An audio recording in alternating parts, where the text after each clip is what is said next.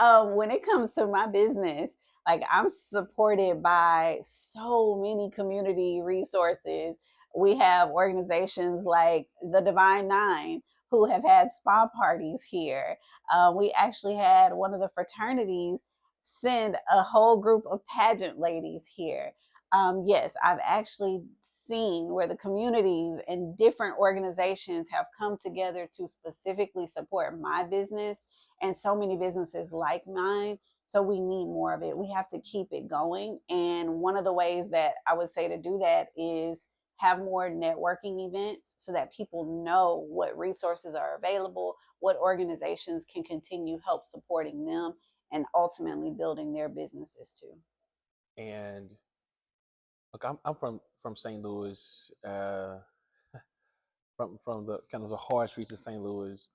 But within that, I watched a single mother raise three boys. I'm the middle of those three boys. And I watched her rob Peter to pay Paul to make ends meet for my brother and I. And she didn't know how she was going to do it. She was working two or three jobs to make ends meet. Where am I going with this? She didn't have access to resources, better opportunity, better career. And so she was trying to make a dollar stretch.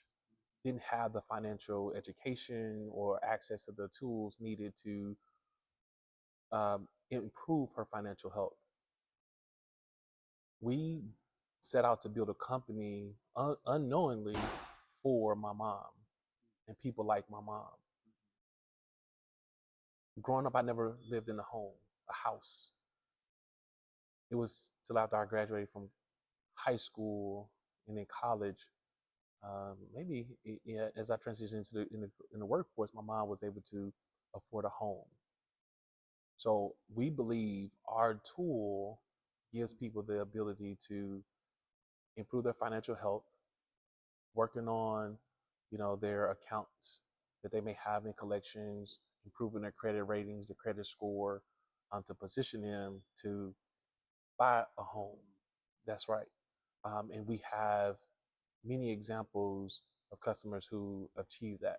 So one of the things I would say is look at the free resources right here in your city, right? I've been able to get free mentoring through the Small Business Development Center, free resources through SBA, through people like the Defender Network.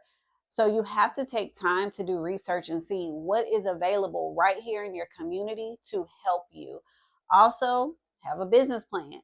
People get, nervous when they think about a business plan. It does not have to be a 30-page document, but start off with one or two pages of what you're trying to do and what you need to get there. And then the last thing is don't be afraid to be flexible and to pivot at times because, like I said, we've had hurricanes, we've had the pandemic, and each time I've had to think, okay, what can we do? What do we need to change at this moment? So if you're so, rigid and stuck in that idea, life might pass you by or an opportunity might pass you by. So you have to be flexible with those things and know that challenges are going to come. You're not the only one facing the challenges. So breathe, think about how you can overcome it, and then find resources to help support you.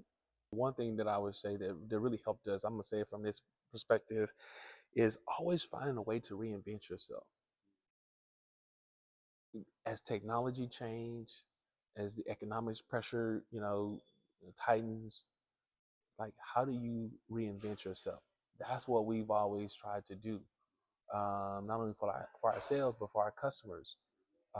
And but that's just one aspect of it. The other aspect of it is, being able to find resources to make those pivots, to make those changes, and having a value proposition that serves your end customer, right? And so those are the things that we try to keep, near and dear to our hearts and in front of us. Obviously, customers are always first. Resources to, underwrite that vision and that plan, and then just having the grit and will to just withstand all of it, because it's not if, it's when it's going to happen, because it's going to happen and we can't control it, but we just got to be able to just tough it out. And it is hard. It's very hard, but you just got to find it